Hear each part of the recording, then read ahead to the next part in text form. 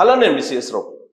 అస్సాం ఇది ఒక రాష్ట్రం, కానీ అస్సాంకు పంపించాం అనగానే జైలుకి పంపించారేమో అనేటువంటి ఒక ఊత పదం తెలుగు రాష్ట్రాలకు బాగా పరిచయం. ఇప్పుడు కొలాడి నాని అనుచరుడు కాళీ అస్సాంలో దొరికాడు. ఆయన్ని ఆంధ్రప్రదేశ్ పోలీసులు అరెస్ట్ చేశారు. ఇది లేటెస్ట్ న్యూస్. ఏ కేసులో అరెస్ట్ చేశారు, ఎందుకు అరెస్ట్ చేశారు అని అంటే, వైఎస్ఆర్ కాంగ్రెస్ పార్టీ అధికారంలో ఉన్నప్పుడు గుడివాడ తెలుగుదేశం పార్టీ ఆఫీస్ మీద దాడికి ప్రయత్నించారు. దానిలో కాళీ అనేటువంటి ప్రధాన అనుచరుడు కొడాలికి అతను లీడ్ చేశారు ఆ దాడికి. అంతేకాదు రావి వెంకటేశ్వరరావు మీద కూడా దాడి చేసేటువంటి ప్రయత్నం చేశారు అప్పట్లో. ఆ కేసు విచారణ కొనసాగుతుంది తెలుగుదేశం పార్టీ అధికారంలోకి వచ్చిన తర్వాత. దాంట్లో 13 మంది మీద కేసులు పెట్టారు. అప్పటి నుంచి ఇప్పటి వరకు ఈ కేసుకు సంబంధించినటువంటి అరెస్టులు జరగలేదు. సో ఇప్పుడు ప్రధాన అనుచరుడు కాళీని అస్సాంలో పట్టుకున్నారు. అంటే అస్సాంకి పరారయ్యారు వైఎస్ఆర్ కాంగ్రెస్ పార్టీకి సంబంధించినటువంటి కొంతమంది కార్యకర్తలు. వాళ్ళు తెలుగుదేశం పార్టీ మీద వ్యక్తిగతమైనటువంటి దూషణలు, తెలుగుదేశం పార్టీ కార్యాలయం మీద దాడులు చేసినటువంటి వాళ్ళు. ఆ మధ్యకాలంలో ఎవరిని అరెస్ట్ చేసినా అస్సాంకి వెళ్ళిపోయారు అని చెప్పి సహజంగా ఒక ఊతపదంలాగా వాడేవాళ్ళు. అలాగే ఐపీఎస్లు తప్పు చేసినటువంటి వాళ్ళు అస్సాంకి వెళ్ళిపోయారు అనేటువంటిది కూడా వినిపించింది. ఈ అస్సాం అనేది ఎందుకు వచ్చిందంటే, కొంతమంది అరెస్టులను తట్టుకోలేక, లేదంటే కేసుల్ని ఫేస్ చేయలేక వీళ్ళు ఇతర రాష్ట్రాలకు వెళ్ళిపోతూ ఉన్నారు. వాస్తవంగా కూటమి ప్రభుత్వం అధికారంలోకి వచ్చిన తర్వాత కొడాలి నాని, వల్లభనేని వంశీ ఇలాంటి వాళ్ళు బాగా టార్గెట్ అవుతారు. అలాగే తెలుగుదేశం పార్టీ కేంద్ర కార్యాలయం మీద దాడి చేసినటువంటి వాళ్ళు, తెలుగుదేశం పార్టీ కార్యాలయాల మీద నియోజకవర్గ స్థాయిలో దాడి చేసినటువంటి వాడు, వీళ్ళందరి మీద కూడా కేసులు ఉంటాయి, చాలా సీరియస్గా విచారణ జరుగుతుందని చెప్పి భావించారు. తెలుగుదేశం పార్టీ కేంద్ర కార్యాలయం మీద దాడి చేసినటువంటి వాళ్ళ మీద కేసులు పెట్టారు. దాదాపు 70 మందికి పైగా దాంట్లో ఉన్నారు. వాళ్ళల్లో ప్రధానంగా దేవినేని అవినాష్, అలాగే అప్పిరెడ్డి, సజ్జల రామకృష్ణారెడ్డి, ఇలాంటి వాళ్ళు, తలసల రఘురాం, ఇలాంటి వాళ్ళందరూ కూడా చాలామంది ఉన్నారు. పేర్ని నాని, అలాగే జోగి రమేష్, ఇలాంటి వాళ్ళ ప్రమేయం ఉంది అని చెప్పి అప్పట్లో న్యూస్ వచ్చింది. ప్రత్యేకించి జోగి రమేష్ తెలుగుదేశం పార్టీ కేంద్ర కార్యాలయం మీద దాడి చేసినటువంటి వాళ్ళల్లో ప్రముఖంగా ఉన్నారు.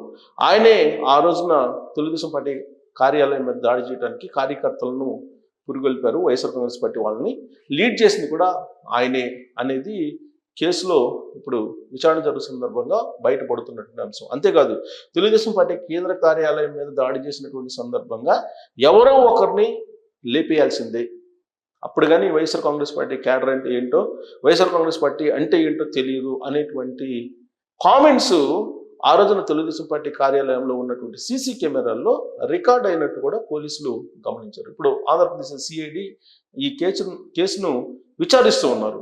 ఈ క్రమంలో ముందస్తు బెయిలు తీసుకొచ్చుకున్నారు. జోగి రమేష్ కానీ, అవినాష్ కానీ, అప్పిరెడ్డి కానీ, సజ్జల రామకృష్ణారెడ్డి కానీ, వీళ్ళందరూ కూడా ముందస్తు బెయిలు తీసుకొచ్చుకొని విచారణకు సహకరిస్తున్నామని చెప్పి చెప్తూ ఉన్నారు. కానీ వీళ్ళలో ఎవరిని కూడా అరెస్ట్ చేయలేకపోయింది ఆంధ్రప్రదేశ్లో ఉన్నటువంటి ఇప్పుడు ప్రభుత్వం. బట్ కొంతమందిని అరెస్ట్ చేసింది. ఎవరెవరిని?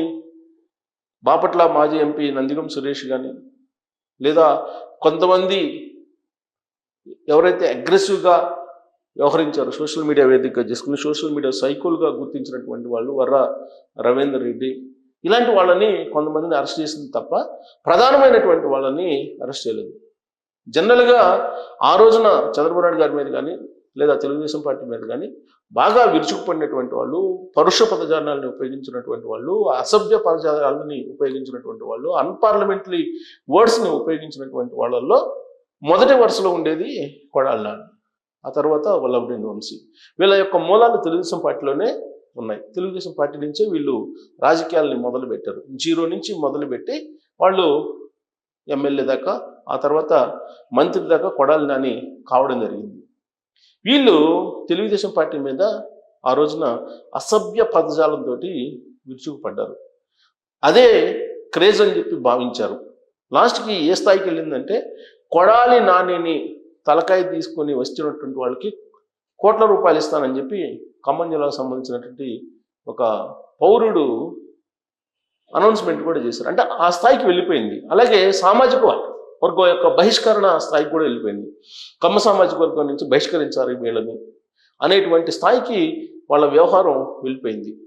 జగన్మోహన్ రెడ్డి గారు చాలా వ్యూహాత్మకంగా చంద్రబాబు నాయుడు గారి మీద, తెలుగుదేశం పార్టీ మీద, అలాగే కమ్మ సామాజిక వర్గం మీద దాడి చేయడానికి, కమ్మ సామాజిక వర్గాన్ని కించపరచడానికి, కమ్మ సామాజిక వర్గాన్ని సమాజంలో చులకన చేయడానికి వాళ్ళిద్దరిని ఉపయోగించుకున్నారు.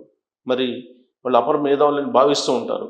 ఆ విషయం తెలియకనా లేదా తెలిసి కూడా వాళ్ళ యొక్క రాజకీయ భవిష్యత్తు కోసం ఆ రోజున జగన్మోహన్ రెడ్డి గారు ఏది అనుకుంటే, ఏ స్థాయిలో కమ్మ సామాజిక వర్గాన్ని టార్గెట్ చేయాలనుకుంటే ఆ స్థాయికి మించి కొడాలి నాని అలాగే వల్లభనేని వంశీ భూత పురాణాలని వినిపించారు. అసెంబ్లీ లోపల, అసెంబ్లీ బయట. చివరికి చంద్రబాబు గారి సతీమణి భువనేశ్వరి గారి శీలాన్ని శంకిస్తూ కూడా మాట్లాడేటువంటి స్థాయికి దిగజారిపోయారు వాళ్ళు.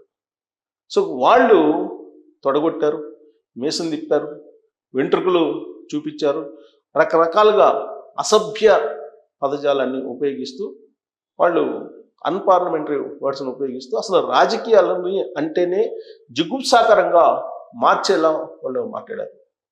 దాన్ని ఎంకరేజ్ చేశారు ఆ రోజు ఉన్నటువంటి జగన్మోహన్ రెడ్డి గారు. ఎంత తిడితే అంత ఎక్కువగా ప్రాధాన్యత ఇచ్చేవాళ్ళు జగన్మోహన్ రెడ్డి గారు.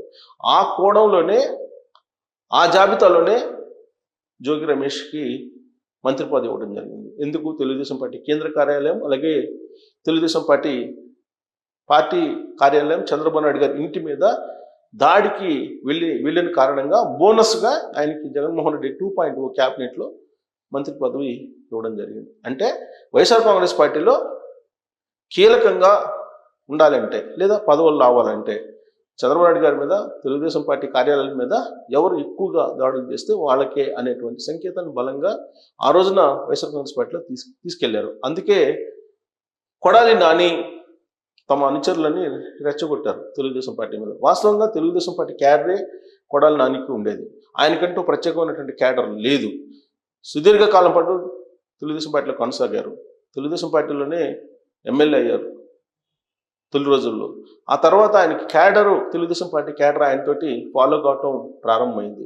ఆ ఫాలోయింగే ఇప్పటికీ కొనసాగుతుంది. అదే ఆయనకి రాజకీయపరమైన బలం కూడా. కానీ 2024 ఎన్నికల్లో ఆయన ఘోరంగా ఓడించారు గుడివాడ ఓటర్లు.